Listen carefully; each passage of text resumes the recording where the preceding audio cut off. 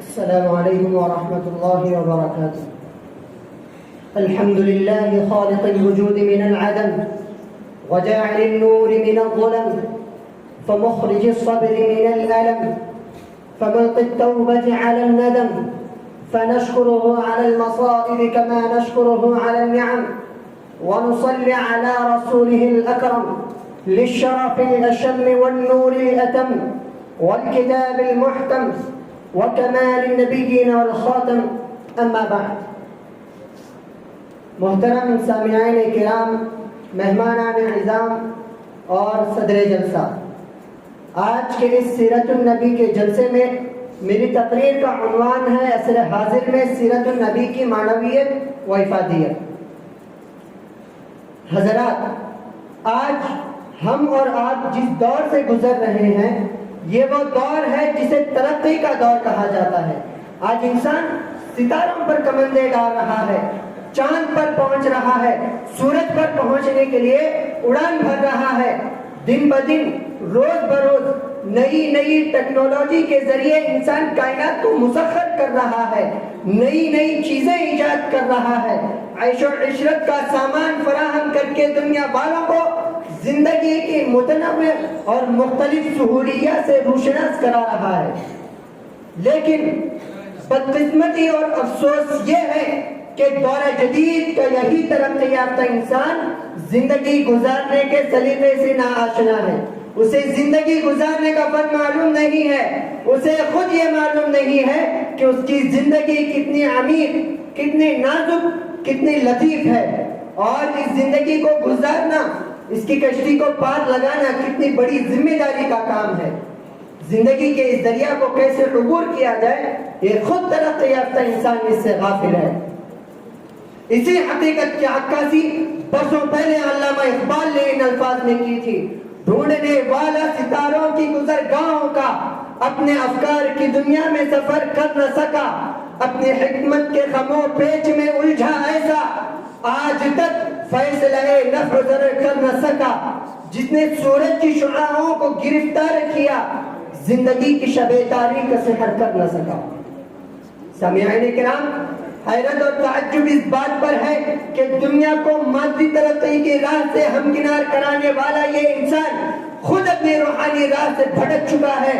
کھڑے ہو کر پیشاب کرتا ہے، ہم جس پرستی کے ہوکار بھرتا ہے، فیملی پلاننگ سے گھبرا کر جانوروں کی طرح اپنے جنسی خواہشات کی تسکین کرتا ہے.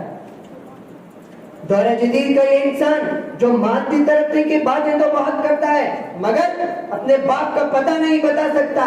یعنی اسے خود یہ معلوم نہیں ہے کہ اس کا باپ کون ہے، اس کی ماں کون ہے، اس کے بھائی بہن رشتہ دار کون اور کہاں رہتے ہیں.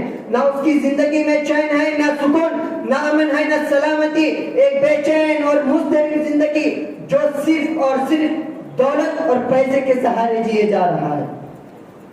میں آپ سے پوچھنا چاہتا ہوں، بتاؤ، جس میں نہ ایک شریک حیات کا تصور، نہ دل بہلانے والے بچوں کا تصور، نہ ماں کا سہارا، نہ باپ کا سایہ، آخر یہ کس جرم کی سزا ہے کہ ایک اکیلا انسان ایک جانور کی طرح بیوی کی محبت کے بغیر، بچوں کے پیار کے بغیر، ماں باپ کے سہارے کے بغیر کیسے جی سکتا ہے؟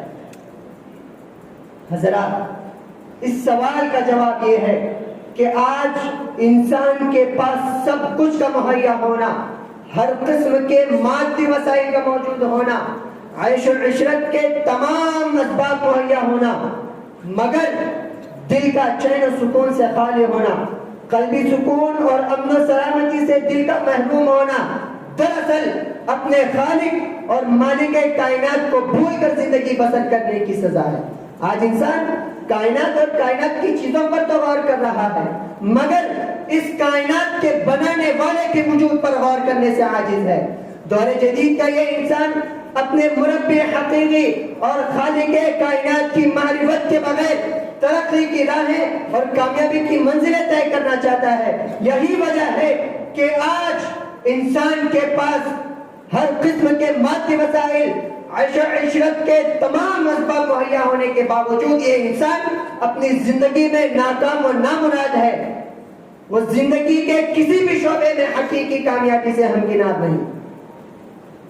حاضرین اجلاس، آج کے اس سیرت النبی کی جلسے میں پوری انسانیت، خصوصاً اہل مغرب اور ان لوگوں کو جو انگریزی تہذیب و کلچر پر جان چھڑکتے ہیں، ان کو یہ باور کرانا چاہتا ہوں، اگر یہ لوگ دنیا کی زندگی میں کامیاب ہونا چاہتے ہیں، اپنی دنیاوی زندگی کو جنت نشاں بنانا چاہتے ہیں، اپنے گھروں کو امن کا گہوارہ بنانا چاہتے ہیں، تو ان کو معرفت ربانی کے حاصل کرنے کے لیے اپنی کمر کس نہ ہوگا، اس لیے کہ خالق کی معرفت کے بغیر دنیا کی ہر چیز بے لذت اور ہر نعمت بے مزہ ہے۔ چنانچہ خطیب اپنے بیتاب جذبات پر قابو رکھتے ہوئے کہتا ہے کہ مجھے بتایا جائے کہ معرفت ربانی کا حصول کیسے ہوتا ہے۔ دل کی گہرائیوں سے صدا آتی ہے کہ تجھے سیرت محمدی کے اصل پیغام کو دیکھنا ہوگا۔ سیرت محمدی کا اصل پیغام کیا تھا؟ یاد کیجئے اس وقت کو جب یہ آیت نازل ہوئی، وَأَنذِرْ عَشِيرَتَكَ الْأَقْرَبِينَ، ہمارے اور آپ کے آقا جناب محمد عربی صلی اللہ علیہ وسلم کوہ صفا پر چڑھ گئے اور وہاں پر ایک آواز بلند کی، یا صباحا۔ یہ ایک ایسا جملہ تھا جو اپنے اندر معانی کا دفتر رکھتا تھا۔ اس جملے میں عرب کے لوگوں کے لیے ایک نوٹس تھی، ایک خطرے کی گھنٹی تھی، اس جملے سے پورے عرب کی تاریخ وابستہ تھی۔ چنانچہ جن لوگوں نے آپ صلی اللہ علیہ وسلم کی آواز سنی، انہوں نے فوراً پہچان لیا اور کہا الصادق الامین، یہ تو اس دنیا کے صادق ترین انسان کی آواز ہے۔ سارا مکہ دوڑ کر کوہ صفا کے دامن میں جمع ہو گیا، آنکھیں پھاڑ پھاڑ کر دیکھنے لگا اور ان کو یقین بھی ہو گیا کہ یہ واقعہ بالکل صحیح ہے کہ کوئی لشکر ہے جو ہم پر حملہ کرنے والا ہے۔ اب وہ منتظر تھے کہ وہ لشکر کہاں سے آنے والا ہے، کدھر سے حملہ کرنے والا ہے، لیکن آپ صلی اللہ علیہ وسلم نے عجلت سے کام نہیں لیا۔ فرمایا لوگوں آج تک تم نے مجھے کیسا پایا؟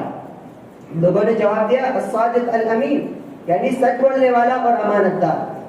جب یہ مرحلہ طے ہو گیا تو آپ صلی اللہ علیہ وسلم نے فرمایا تو لوگوں میں تمہیں بتاتا ہوں، تم جو زندگی گزار رہے ہو، تمہارے جو اخلاق ہیں، تمہارے جو عقیدے ہیں، تمہارے ایک دوسرے کے ساتھ جو سلوک ہے، تمہارا جو طرز زندگی ہے، وہ حقیقی خطرہ ہے، 1000 دشمنوں اور 1000 لشکروں سے بھی زیادہ خطرناک۔ تم کس دشمن سے ڈر رہے ہو؟ اس دشمن سے جو آئے گا اور 100-200 اونٹوں کو ہٹا کر لے جائے گا، 10-20 آدمیوں کو مار دے گا، تھوڑا سا جانی و مالی نقصان پہنچا دے گا، لیکن میں تمہیں اس حقیقی اور جان لیوا دشمن سے ڈرا رہا ہوں جو تمہارے دلوں کے اندر موجود ہے، جس نے تمہارے دماغوں کے اندر اپنی چھاؤنیاں قائم کر لی ہے۔ یہ تمہاری خطرناک جہالت ہے، تمہارے غلط عقیدے ہیں، اللہ کے قہر کو بھڑکانے والا، دنیا کو جہنم کا نمونہ بنانے والا تمہارا یہ طرز زندگی ہے۔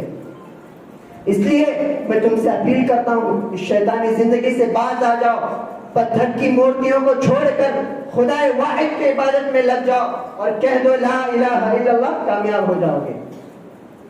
تاریخ شاہد ہے کہ اس اعلان کے بعد آپ صلی اللہ علیہ وسلم کے اوصاف حمیدہ کے گن گانے والے، آپ صلی اللہ علیہ وسلم کو صادق و امین کے القاب سے یاد کرنے والے آپ کے جان لیوا دشمن بن گئے۔ کفار آپ صلی اللہ علیہ وسلم کی تعلیمات کو سن کر کبھی یہ کہہ کر رد کر دیتے کہ آپ صلی اللہ علیہ وسلم نعوذ باللہ ساحر و جادوگر ہے، جبکہ آپ صلی اللہ علیہ وسلم عقیدے کی اصلاح کے لیے کھڑے ہوئے تھے، اور کبھی یہ کہہ کر رد کر دیتے کہ آپ صلی اللہ علیہ وسلم داستان گو ہیں، جبکہ آپ صلی اللہ علیہ وسلم قوموں کے عروج و زوال کے اصول بیان فرما رہے تھے۔ اسی پر اکتفا نہیں کیا بلکہ آپ صلی اللہ علیہ وسلم کو طرح طرح سے تکلیفیں پہنچاتے۔ نماز کی حالت میں آپ صلی اللہ علیہ وسلم کی پشت مبارک پر اونٹ کی اوجڑی ڈال دیتے، راتوں میں کانٹے بچھا دیتے، لیکن آپ صلی اللہ علیہ وسلم کی ثابت قدمی اور 13 سالہ مکی زندگی کی قربانیوں سے جو ماحول بنا، اس نے ساری دنیا کے نقش کو بدل ڈالا۔ عرب کے وہ جاہل بدو جن کی گھٹی میں شراب پڑی ہوئی تھی، جب شراب کی حرمت سنتے ہیں تو عرب کی گلیوں میں شراب کی ندیاں بہہ پڑتی ہیں۔ آپ صلی اللہ علیہ وسلم نے عرب کے جاہل بدوؤں کو ایسی تعلیم دی کہ وہ فرشتہ صفت بن گئے. آپ صلی اللہ علیہ وسلم نے انسان کو اندر سے اس طرح بدلا کہ وہ فرشتہ صفت بن گئے. الغرض پوری دنیا عدل و انصاف امن و امان کا گہوارہ بن گئی. خود نہ تھے جو راہ پر اوروں کے ہادی بن گئے. خود نہ تھے جو راہ پر اوروں کے ہادی بن گئے. کیا نظر تھی جس نے مردوں کو مسیحا کر دیا. حاضرین اجلاس، آج بھی اگر ہم چاہتے ہیں کہ ہماری جہنم بنی یہ دنیا جنت نشاں بن جائے، ہماری مشکلیں ختم اور پریشانیاں آسان ہو جائے، ہم کو ظالموں کے ظلم اور غیروں کی غلامی سے نجات مل جائے، تو ہمیں رسول اللہ صلی اللہ علیہ وسلم کی سیرت طیبہ سے روشنی حاصل کرنی ہوگی. اگر ہم تاجر ہیں تو رسول اللہ کی تجارتی زندگی سے سبق حاصل کریں. اگر ہم مدرس ہیں تو رسول اللہ کی تدریسی زندگی سے سبق حاصل کریں. اگر ہم سیاستدان ہیں تو رسول اللہ کی سیاسی زندگی سے سبق حاصل کریں. الغرض ہم زندگی کے جس شعبے سے بھی تعلق رکھتے ہیں، رسول اللہ صلی اللہ علیہ وسلم کی سیرت طیبہ میں ہمارے لیے رہنمائی موجود ہے. ضرورت اس بات کی ہے کہ عصر حاضر میں سیرت النبی کی معنویت و افادیت کو سمجھیں اور نبی کے طریقے پر عمل کرنے کی کوشش کریں. میں انہی چند باتوں پر اپنی تقریر ختم کرتا ہوں. وآخر دعوانا الحمدللہ رب العالمین.